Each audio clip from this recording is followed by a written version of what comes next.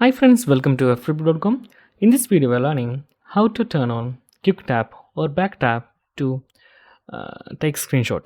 Okay, in Google Pixel 7a.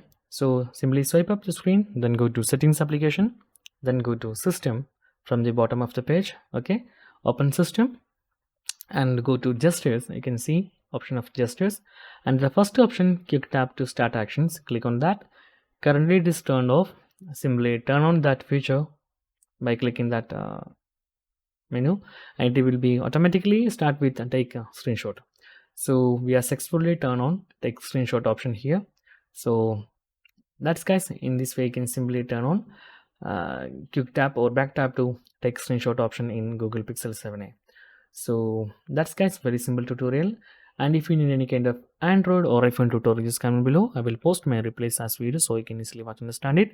And if you enjoy this video, please like, comment, share and subscribe our channel for getting more videos like this. Thank you so much for watching. Have a nice day. Bye bye.